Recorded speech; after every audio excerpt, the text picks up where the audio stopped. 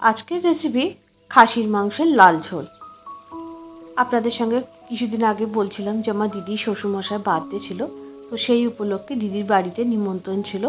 আর আমি সেখানে chicken, mutton আর পায়েসের রেসিপিটা কিন্তু ভিডিও করে নিয়েছিলাম।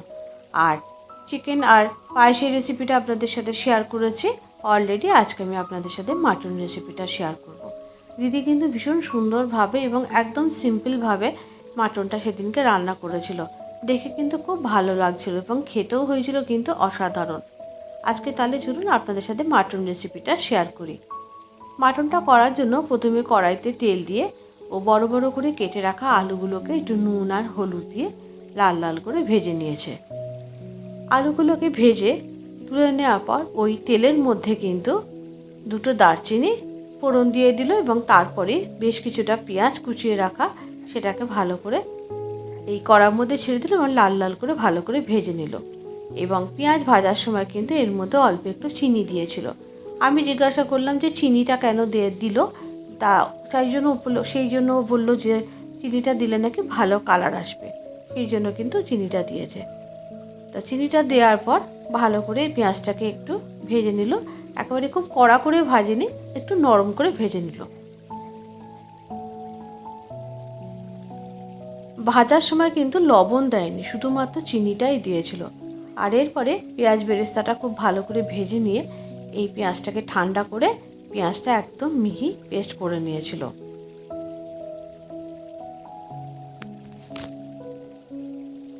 এরপরে মাটনটাকে ম্যারিনেট করে নিয়েছে। ফার্স্ট ম্যারিনেশনে দিয়েছিল একটু টক দই, তারপরে দিয়ে দিয়েছিল আদা রসুন এবং লঙ্কার যে পেস্টটা করে রেখেছিল সেই পেস্টটা, আর তারপরে দিয়েছে অল্প একটু সর্ষের তেল, কাশ্মীরি রেড চিলি পাউডার, একটু গরম মশলার গুঁড়ো, একটু হলুদ, একটু লবণ আর একটু ভাজা জিরের গুঁড়ো। সমস্ত কিছু দিয়ে কিন্তু খুব ভালো করে ফার্স্ট ম্যারিনেশনে এগুলোকে মিশিয়েছে এবং ভালো করে মাটনের সাথে কিন্তু সমস্ত মশলা ভালো করে মিশিয়ে নিয়েছে। দিয়ে একটা ঢাকনা চাপা দিয়ে রেখেছিল 15 থেকে 20 মিনিট, আর দিয়ে দিয়েছিল কয়েকটা তেজপাতা। আর এই সময় পেঁয়াজের যেটা ভেজে রেখেছিল সেটা কিন্তু খুব ভালো মতো ঠান্ডা হয়ে গেছে, সেটাকে পেস্ট করে এইবারে সেই পেঁয়াজটাকেও কিন্তু এই সেকেন্ড ম্যারিনেশনের সময় এই মাটনের মধ্যে দিয়ে দিয়েছে। দিয়ে খুব ভালো করে কিন্তু মাটনটাকে মাখিয়ে আরও 15 থেকে 20 মিনিট রেখে দিয়েছিল। মোট মাটনটা আধ ঘন্টা মতো একটু ম্যারিনেট করে রেখে দিয়েছিল। আর ভালো করে ম্যারিনেট করে নিলে কিন্তু মাটনটা খেতেও ভালো হয় এবং রান্না করতেও কিন্তু খুব একটা বেশি কিছু সময় লাগে না। ম্যারিনেট করে রাখলে যেহেতু লবণ দিয়ে ম্যারিনেট করা ছিল, মাটনটা কিন্তু খুব তাড়াতাড়ি সিদ্ধ হয়ে যায় মাটন এবং টক দইয়ের জন্য। এরপরে মাটনটাকে গ্যাসে বসিয়ে দিয়েছে এবং ঢাকনা চাপা দিয়ে বারবার নাড়াচাড়া করে করে কিন্তু মাটনটাকে কষিয়ে নিয়েছে। আর মাটনটা যখন ভালো করে কষানো হয়ে গেছে, এই সময় এর মধ্যে ও আরও একটু ভাজা জিরের গুঁড়ো আর একটু সর্ষের তেল আবার অ্যাড করেছিল। তেলটা একটু কম হয়েছিল আর জিরে গুঁড়োটাও একটু কম লাগছিল, সেই জন্য এই দুটোও আবার রিপিট করেছে।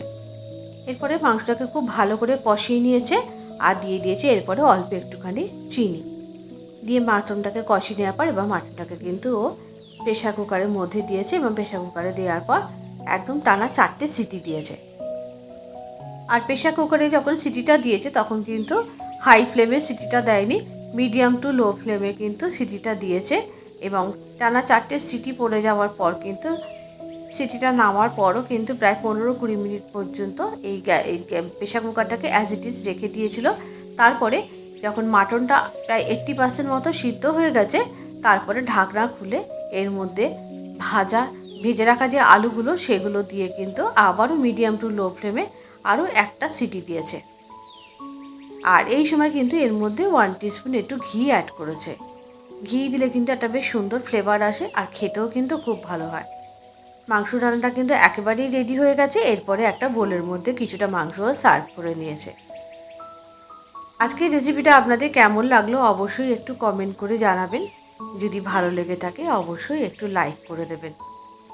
অন্তরার কুক অ্যান্ড বেক পরিবার শুধু অন্তরার না, এটা আপনাদের সবার পরিবার। আর আপনাদের সকলের সহযোগিতা এবং ভালোবাসায় পরিবারটিকে আরও অনেক দূর এগিয়ে নিয়ে যেতে চায়।